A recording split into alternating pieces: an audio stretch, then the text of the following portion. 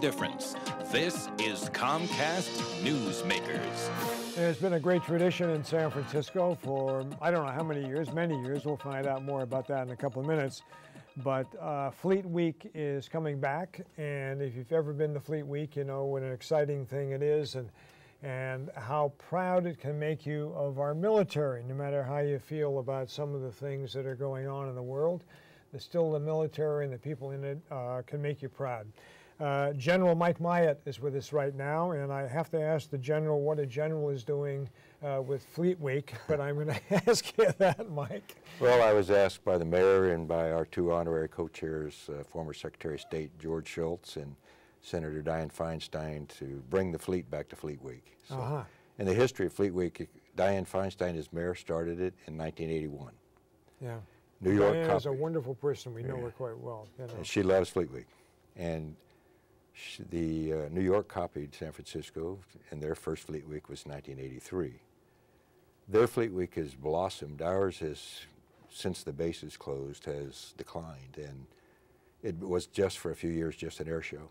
Last year we had one ship with 6 Marines on it, and to bring the fleet back to Fleet Week, we're really pleased with the cooperation of the Navy and the Marine Corps. We're going to have 6 plus a surprise ships, 6 ships at least this year, and several hundred Marines, and it'll be a great Fleet Week. Okay.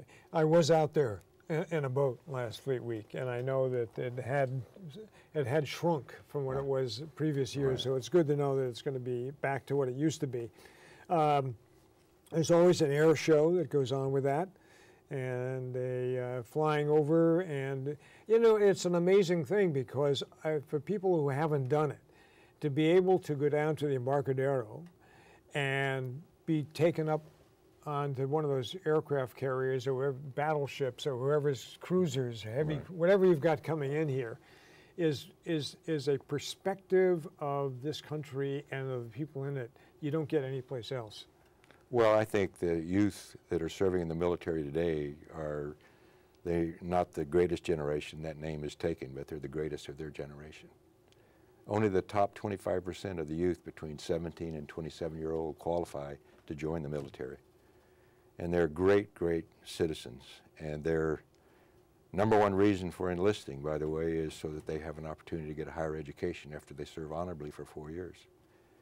They're just terrific. So Fleet Week San Francisco citizens have the opportunity to see these young Americans and how great they really are. And we're going to emphasize this year the role that the naval services provide, well, the military provides, in the event of a natural disaster. As they have in the past.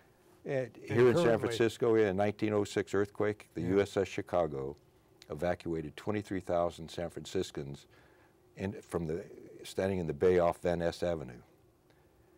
In 1989, the very first responder to the earthquake was a destroyer sailing from a deployment in Westpac into the bay. In fact, there was a junior officer on that ship whose name was Lieutenant J.G. Hunt. He's now Vice Admiral Hunt, the commander of the 3rd Fleet, and he'll be here for Fleet Week this year, and he's going to actually talk at the Marines Memorial on Friday night, the 8th of October. Yeah. Well, the military, the U.S. military, has gone around the world to help people and to bring supplies to people who need it. Right. Well, the tsunami in Indonesia, the reaction that the naval services and the U.S. military in providing them relief supplies changed the Indonesians' view of the United States. Yeah. And the Haitian earthquake, the environment created so that the NGOs could provide humanitarian assistance was created by the U.S. military. At one time there were 19 ships and 22,000 servicemen and women there. Doing their job. Okay, let's remind everybody before we're out of time, October 7th through the 13th, San Francisco Fleet Week, and if you haven't seen it before, you haven't gone down there, take it upon yourselves to be there, okay? Our guest has been General Mike Myatt. Thank you very much for watching. Thank you. Thank you.